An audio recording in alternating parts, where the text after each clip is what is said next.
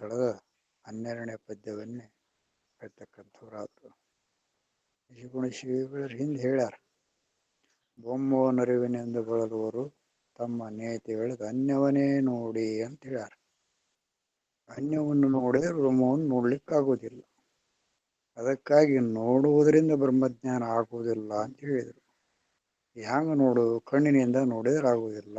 ಯಾಕಂದ್ರೆ ಅವಾಂಗ್ಮನಸಗೋಚರ ಪ್ರಮಾಣಾದಿಗಳಿಗೆ ಅವನು ಅಗೋಚರ, ಪ್ರತ್ಯಕ್ಷ ಪ್ರಮಾಣಗಳಿಗೆ ಅದು ಅಗೋಚರ.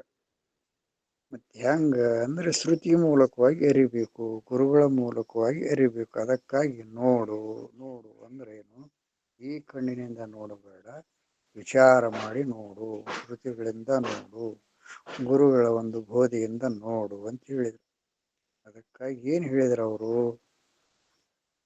ದೇಹಾದಿಗಳು ಇನ್ನೆಲ್ಲ ಅದು ಇದು ಅನ್ನುವಂಥ ಕಣ್ಣಿನಿಂದ ಕಾಣತಕ್ಕಂಥವೇನದವು ಅದು ಅನ್ನುವಂಥದ್ದು ಕಣ್ಣಿಗೆ ಕಾಣ್ತದೆ, ಇದು ಅನ್ನುವಂಥದ್ದು ಕಣ್ಣಿಗೆ ಕಾಣ್ತದೆ.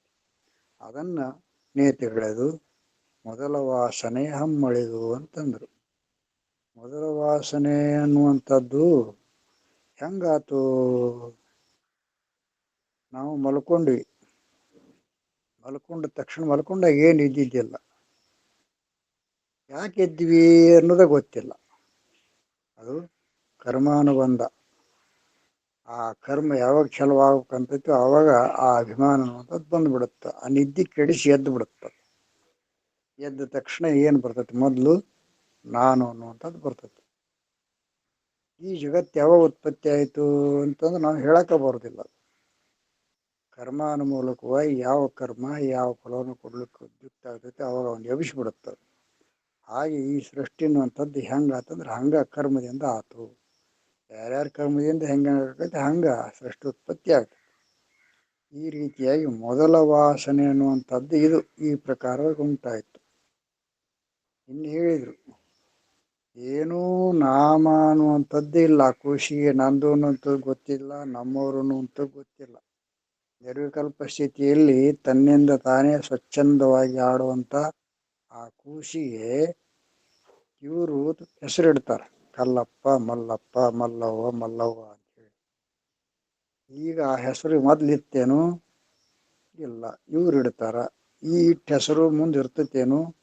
ಇರುವುದಿಲ್ಲ. ಯಾಕಂದ್ರೆ ಸಾಲಾವಳಿ ಬರ್ಲಿಲ್ರಿ, ಬೇರೆ ಹೆಸರು ಇಡ್ರಿ ಅಂತಂತಾರ. ಅವಾಗ ಆ ಹೆಸರು ಹೋಗ್ತತಿ, ಮತ್ತೊಂದು ಹೆಸರು ಬರ್ತೈತಿ. ಶಾಲ್ಯಾಗ ಅಡ್ರೆಸ್ ಕರೀತಾರ. ಈ ರೀತಿಯಾಗಿ ಹೆಸರು ಬದಲಾವಣೆ ಆಗ್ತೈತಿ. ನಾವು ಹೆಸರನ್ನ ಹಿಡ್ಕೊಂಡು ನಾವು ಹೋದ್ರೆ ಹೆಸರು ಹೇಳೋದಿಲ್ಲ. ಅವರು ದವಾಖಾನೆಗೆ ಹೋದ್ರೆ ಪೇಷಂಟ್ ಅಂತಾರೆ. ಬಸ್ಸಿನಾಗ ಹತ್ತಿದ್ರೆ ಹೆಸರುಗೊಂಡು ಅನ್ನೋದಿಲ್ಲ, ಶೀಟ್ ಅಂತಾರೆ. ಈ ರೀತಿಯಾಗಿ ನಾಮ ಅನ್ನುವಂಥದ್ದು ಇದ್ದಿದ್ದಿಲ್ಲ, ನಾಮವನ್ನು ಇಟ್ಟರಲ್ಲಿ. ಅವಾಗ ಅದಕ್ಕೆ ನಾಮ ಗೊತ್ತಿಲ್ಲ, ಅದಕ್ಕೆ ಗಟ್ಟಿ ಮಾಡ್ತಾರೆ ಹೆಣ್ಮಕ್ಳು. ಹೆಸರಿಡುವಾಗ ಕಲ್ಪಿತವಾಗಿರುವಂಥ ಹೆಸರನ್ನಿಟ್ಟು ಗುಗ್ರಿ ತಿಂದು ಬೇನ್ಬೇಲ್ ಚಪ್ಪಳಿಸಿಕೊಂಡು ಹೆಸರಿಡ್ತಾರ. ಅದಕ್ಕೆ ಗಟ್ಟಿ ಮಾಡ್ತಾರೆ. ತಿಳುವಳಿಕೆ ಬರೋ ಮಟ್ಟ ನೀ ಕಲ್ಲಪ್ಪ, ಕಲ್ಲಪ್ಪ ಇಲ್ಲದನ ನಾನು ಅನ್ನುವಂಥದ್ದು ಅದು ಗಟ್ಟಿ ಆಗೋ ಮಟ್ಟ ಹಂಗೆ ಹೇಳೋದು, ನೀನು ಕಲ್ಲಪ್ಪ, ನೀನು ಮಲ್ಲಪ್ಪ ಅಂಥೇಳಿ. ಅವಾಗ ಯಾವಾಗ ಅದು ತಿಳುವಳಿಕೆ ಬಂತು, ನಾ ಕಲ್ಲಪ್ಪ, ನಾ ಮಲ್ಲಪ್ಪ, ನಾನು ಇಂಥವ್ರ ಮಗ, ಇಂಥವ್ರ ಮನೆಯವ, ಇಂಥ ಊರವ, ಇವ್ರು ನನ್ನ ತಂದೆ, ಇವ್ರು ನನ್ನ ತಾಯಿ ಅನ್ನುವಂಥದ್ದು ಈ ಸಂಸಾರ. ಆ ಖುಷಿ ಗೊತ್ತಿಲ್ಲ, ಗೊತ್ತಿಲ್ಲದನ್ನು ಗಟ್ಟಿ ಮಾಡಿಬಿಟ್ರಿ ಇವರು. ಈ ರೀತಿಯಾಗಿ ಹೊರಗಿನ ಈ ಪ್ರಪಂಚ ಅನ್ನುವಂಥದ್ದು ನಾಮರೂಪಾತ್ಮಕವಾಗಿ ಎಲ್ಲರೂ ಗಟ್ಟಿ ಮಾಡ್ಕೊಂತ ಬಂದ್ಬಿಟ್ಟಿವಿ. ನಮ್ಮ ಅಜ್ಜ ಹೇಳ್ದ, ನಮ್ಮ ಅಪ್ಪ ಹೇಳ್ದ, ನಾವು ನಮ್ಮ ಮಕ್ಕಳಿಗೆ ಹೇಳ್ತೀವಿ. ಈ ರೀತಿಯಾಗಿ ಅದು ಗಟ್ಟಿಯಾಗಿ ಹೋಗೈತಿ. ಅದನ್ನ ನೋಡ್ತೀವಿ. ಹಂಗೆ ನೋಡೋದು ಬೇಡ, ಈ ನಾಮರೂಪಗಳನ್ನು ಬಿಟ್ಟು ನೋಡು ಅಂತ ಹೇಳ್ತಾರೆ.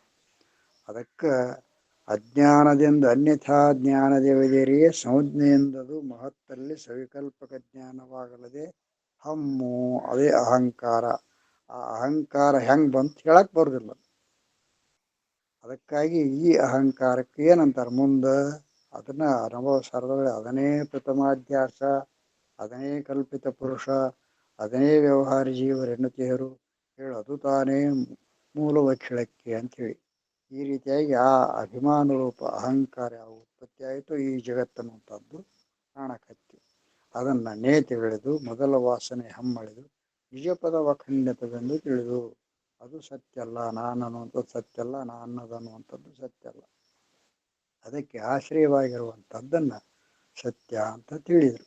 ಆಮೇಲೆ ನೆನಸುನ ಕೆಳ ಜಗವೆಲ್ಲ ಪುರುಷಿ ಕನಸಿನಂದದಿ ನಿತ್ಯವಲ್ಲ ಜನನಾದಿ ವಿಕೃತಿ ಎಂದೆಲ್ಲ ನಿನಗೆ ಎನ್ನುತ್ತೀವಿ ಸುರತಿ ಕುಲವೆಲ್ಲ. ಯಥಾ ಸ್ವಪ್ನ ತಥಾ ಮೃಷ. ಅಜ್ಞಾನದಲ್ಲಿ ಸತ್ಯವಾಗಿ ಕಾಣ್ತತಿ, ಪ್ರಬೋಧೆ ಸತ್ಯ ಅಸದ್ಭವೇತ್. ನಿಮಿಷವಹ ಕನಸಿನೊಳಗೆ ಅಮಿತ ಯುಗ ಮೆರ್ಪ ಸಂಭ್ರಮವೆಂತು ತೋರುತ್ತಿ ಹೋದಂತೆ ಜಗವಿದ ವಿಮಲಾತ್ಮರಲ್ಲಿ ಚಿರಮಿರ್ಕು. ಹೌದ್ರಿ, ನಮ್ಮ ಅಜ್ಜ ಮುತ್ಯನ ಕಾಲದಿಂದನ ಬಂದೈತಿ ಈ ಜಗತ್ತು. ಮುಂದೆ ಮೊಮ್ಮಕ್ಕಳಿಗೆ ಇರ್ತತಿ. ನಮ್ಮ ಆಸ್ತಿ ಅನ್ನುವಂಥದ್ದು ಮೊಮ್ಮಕ್ಕಳಿಗೆ ಸಹ ಬಿಟ್ಟು ಹೋಗ್ತೀವಿ. ನಮ್ಮ ಅಜ್ಜ ಮುತ್ಯಾರ ಮನೆ ಆಸ್ತಿ ಎಲ್ಲ ಬಿಟ್ಟು ಹೋಗ್ಯಾರ. ಅವ್ರು ಬಿಟ್ಟು ಹೋಗಿರ್ತಕ್ಕಂಥದ್ದು ಒಮ್ಮೆಗೆ ಖುಷಿ ಅಂತ ಹೆಂಗೆ ಐತಿವಿ ಅಂತ ತಿಂತೀರಿ, ನಮ್ಮ ಅನುಭವಕ್ಕೆ ಬರೋದಿಲ್ಲ ಅಂತಂದ್ರೆ ಕನಸಿನ ದೃಷ್ಟಾಂತ ಕೊಟ್ಟರು. ಕನಸಿನೊಳಗೆ ನೀನು ಈಗ 3 ಜನ್ಮದಷ್ಟು ನೆನಪಿಟ್ಟಿ, ಅದು 10,000 ವರ್ಷಗಳ ಹಿಂದಿಂದ ಎದ್ದದ್ದು ಅದನ್ನ ಬಂದು ಆ ಸ್ವಪ್ನ ಬೀಳ್ತದೆ. ಮುಂದೆ ಏನೇನೋ ಆಕತಿ. 18 ಮಕ್ಕಳನ್ನ ಹಡಿತಾರೆ. 18 ಮಕ್ಕಳನ್ನ ಹಡಿಯೋಕೆ ಎಷ್ಟು ಸಮಯ ಬೇಕು? 1 ನಿಮಿಷದೊಳಗೆ ಅದೆಲ್ಲ ಆಕತಿ. ಹಂಗೆ 1 ನಿಮಿಷದೊಳಗೆ ಎಷ್ಟೆಲ್ಲ ಪ್ರಪಂಚವನ್ನು ಹೆಂಗೆ ಸೃಷ್ಟಿ ಮಾಡಿದ್ದನ್ನು ನೀನು ಕನಸಿನ ನೋಡಿದೆವು.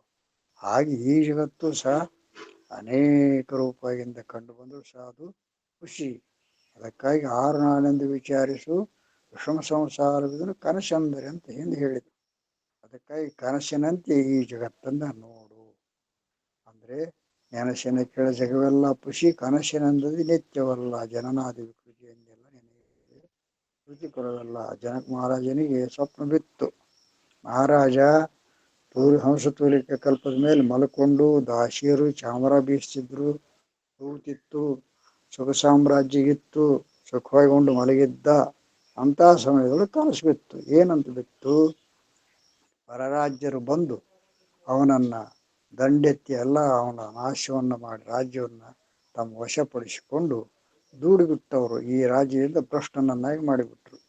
ತಾನು ಎಲ್ಲವನ್ನು ಬಿಟ್ಟು ಭಿಕ್ಷುಕನಾಗಿ ಅರಣ್ಯದೊಳಗೆ ಯಾರೂ ಸಹಾಯ ಇಲ್ಲದೆ ತಿರುಗುತ್ತಾ ಹಸಿವಿನಿಂದ ಕೂಡಿಕೊಂಡು ಬಳಲುತ್ತಾ ದಾರಿ ತಪ್ಪಿ ಹೊರಕರಿವಿ ಭಿಕ್ಷುಕನ ರೂಪದಲ್ಲಿ ಇದ್ದುಕೊಂಡು ಹೊರಕರಿವಿ ಹಾಕ್ಕೊಂಡು ಹೊಂಟಿದ್ದ. ಹಸಿವಾಗಿತ್ತು. ಎಲ್ಲೆಲ್ಲ ಏನಾರು ಸಿಗ್ತೈತಿ ಅಂತ ನೋಡಿದೆ, ಏನೂ ಸಿಗಲಿಲ್ಲ. ಯಾರೋ ಒಬ್ರು ಹಿಟ್ಟು ಕೊಟ್ಟರು.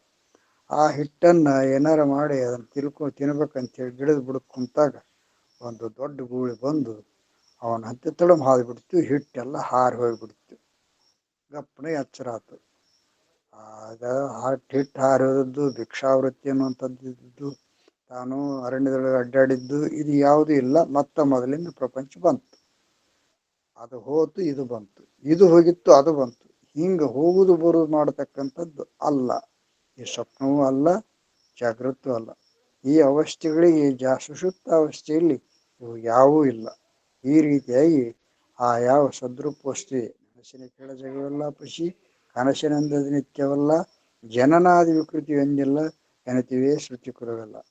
ಜನನಾದಿ ವಿಕೃತಿ ಎಲ್ಲ ಶರೀರಗಳು ಹುಟ್ಟ್ಯಾವ. ಎಷ್ಟು ಸರಿ ಹುಟ್ಟಿದಿ? ಎಲ್ಲ ಶರೀರಗಳು ನೀನೇ ಇರಬೇಕಾಗಿತ್ತು. ಮತ್ತು ಎಷ್ಟೋ ಸತ್ತವ, ಅವುಗಳ ನೀನು ಸಾಯಬೇಕಾಗಿತ್ತು. ಅನೇಕ ಜನ್ಮಗಳಿಂದ ನೀನು ಅಂತರ್ಯಾಮಿಯಾಗಿದ್ದುಕೊಂಡು ಬಂದಿ. ಮತ್ತೆ ಮುಂದೂ ಅನೇಕ ಜನ್ಮಗಳನ್ನು ಪಡೆದುಕೊಂಡು ಬಂದರೂ ಆ ಜನ್ಮಗಳು ಹೋದರೂ ನೀನು ಹೋಗುವುದಿಲ್ಲ, ನೀನು ಇರ್ತಿ. ಕರ್ಮವಶದಿಂದ ಆ ಶರೀರಗಳು ಬರ್ತಾವ. ಕರ್ಮವನ್ನು ಬಿಟ್ಟು ನೋಡಿದಾಗ ನೀನು ಒಬ್ಬನೇ ಇದಿ. ಆದ್ದರಿಂದ ತಾನು ಅಜರಾಮರವಾಗಿರತಕ್ಕಂಥವನು ಅನ್ನುವಂಥದ್ದನ್ನು ಹೇಳಿದರು. ಮುಂದೆ ಧರೆ ಮೊದಲಾದ ಎಲ್ಲವನ್ನ ನೇತಿ ಹೇಳಿದು ಒಳಗಿರುವ ಸಂವಿಧೊಡನೆಯೇ ತಾವೆಂದು ತಿಳಿಯದೆ. ಧರೆ ಮೊದಲಾದ ಕೆಳವನ್ನು ನೇತಿ ಹೇಳಿದು ಒಳಗೆ ಅಧಿಕರಣವೇನಿಟ್ಟ ಸಂವಿಧವನ್ನೇ ತಾನೆಂದು ಗುರುಶಂಭಲಿಂಗವೇ ತಾನೆಂದು ತಿಳಿಯದೆ. ಹೊರಗಿನ ಜಗತ್ತನ್ನು ನೀನು ನಾಶ ಮಾಡು, ಒಳಗಿನ ಈ ಅಹಂಕಾರ ರೂಪ ಈ ಜಗತ್ತನ್ನು ನೀನು ನಾಶ ಮಾಡು. ಈ ನಾಶ ಮಾಡಿದಾಗ ಅವಿನಾಶಿಯಾಗಿರುವಂಥ ಆ ಪರಬ್ರಹ್ಮ ಒಂದೇ ಉಳಿದೈತಿ ಅನ್ನುವಂಥ ಅನೇಕ ಹಿತಪರ ನುಡಿಗಳನ್ನು ಮಹಾತ್ಮರು ಹೇಳಿದರು ಅನ್ನುವಂಥ ಮಾತುಗಳನ್ನು ಮಹಾತ್ಮರು ಹೇಳಿದ್ದಾರೆ. ನನ್ನ ಮಾತಿನ ಮಂಗಳ. ನಮಸ್ಕಾರ. ಶಿವಾಯ.